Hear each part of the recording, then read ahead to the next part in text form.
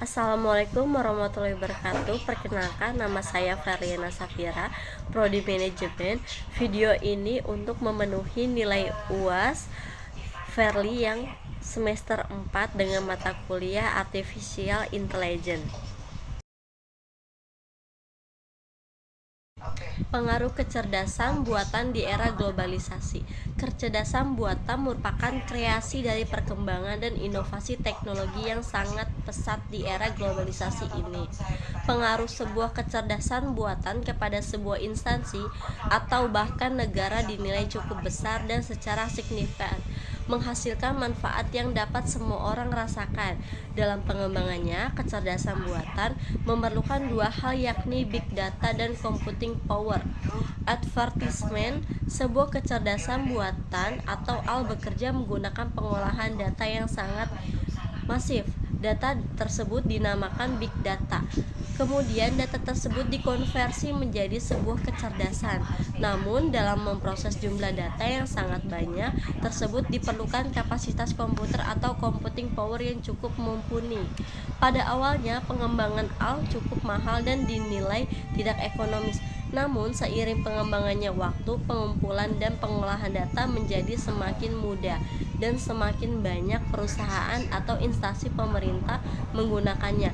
Itulah kenapa dapat dirasakan oleh hampir semua orang. Contoh dari pengguna adalah sektor e-commerce. Sistem yang digunakan oleh kebanyakan e-commerce adalah rekomendasi produk dan filtering. Jadi ketika membuka aplikasi sebuah e-commerce, pengguna dapat melihat produk-produk yang sebelumnya sudah mereka cari. Hal ini menguntungkan kedua pihak pelaku jual beli. Perkembangan dan aplikasi kecerdasan buatan. Alan Turing beranggapan bahwa jika manusia bisa mengolah informasi dan memecahkan masalah juga membuat keputusan dari informasi tersebut, maka mesin juga bisa melakukannya. Sejak saat itulah artificial intelligence berkembang pesat hingga sekarang. Saat ini komputer telah menggunakan kecerdasan buatan berdasarkan pemrograman logika, di mana komputer mengolah simulasi yang diberikan manusia menjadi suatu keputusan berdasarkan ahli. Misalnya perangkat lunak yang biasa mengenali suara manusia dan melakukan perintah sesuai dengan suara yang diberikan. Ada juga program komputer yang diciptakan untuk bermain catur dinamakan Deep Blue IBM. Hebatnya Deep Blue IBM dapat mengalahkan juara dunia catur Garry Kasparov pada tahun 1997. Artificial intelligence terus berkembang dengan tujuan menciptakan kecerdasan yang mirip dengan manusia. Pengaruh kecerdasan buatan di bidang bisnis. Praktik paling umum yang sering ditemui adalah otomatis dari pekerjaan repetitif yang membutuhkan sedikit input dari manusia tapi dengan peningkatan algoritma yang konsisten. Teknologi tidak lagi hanya terbatas untuk meningkatkan produktivitas, tapi juga menjadi alat untuk berinteraksi dengan pelanggan, memberikan pelayanan terbaik, hingga menjadi katalis inovasi-inovasi baru. Berikut beberapa contoh skenario mendemonstrasikan bagaimana mentransformasi aktivitas bisnis. Yang pertama, contact centers, yang kedua e-commerce, logistik, and yang ketiga supply chains. Pengaruh kecerdasan buatan di bidang ekonomi.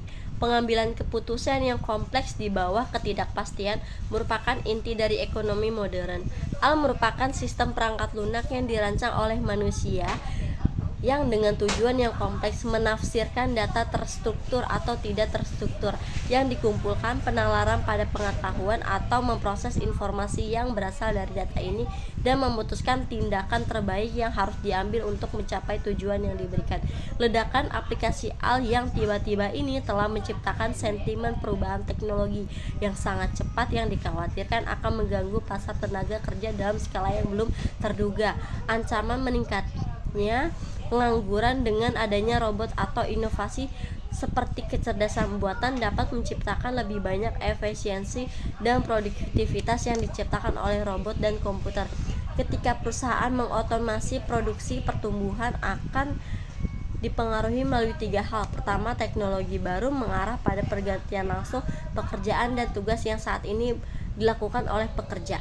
Yang kedua, ada peningkatan perlengkapan dalam pekerjaan dan tugas yang diperlukan untuk menggunakan, menjalankan, dan mengawasi mesin baru, atau efek saling melengkapi keterampilan. Dan ketiga, terdapat efek permintaan baik dari harga yang lebih rendah maupun peningkatan pendapatan yang dapat dibelanjakan secara umum dalam perekonomian karena produktivitas yang lebih tinggi, atau efek produktivitas.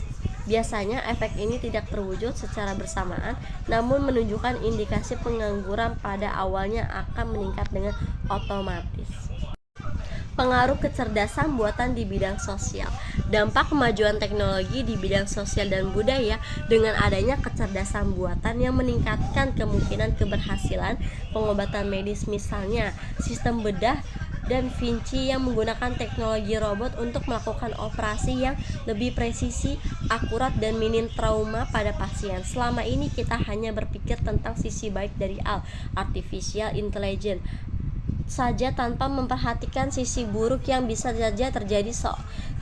Seorang fisikawan terkenal yang bernama Stephen Hawking mengatakan bahwa artificial intelligence bisa menjadi bencana besar bagi manusia bila tidak dikontrol dengan baik.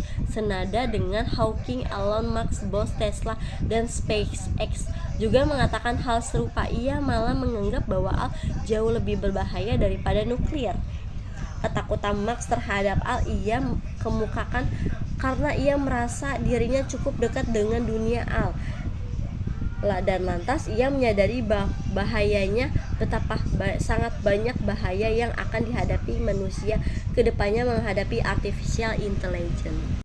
Pengaruh kecerdasan buatan di bidang budaya. Dampak besar pada manusia dan masa depan manusia, dan ini melibatkan banyak aspek kehidupan manusia, kepentingan ekonomi, dan peran sosial. Pengembangan teknologi telah membawa perubahan signifikan pada dinamika sosial dan budaya di kampung, mempengaruhi berbagai aspek kehidupan sehari-hari.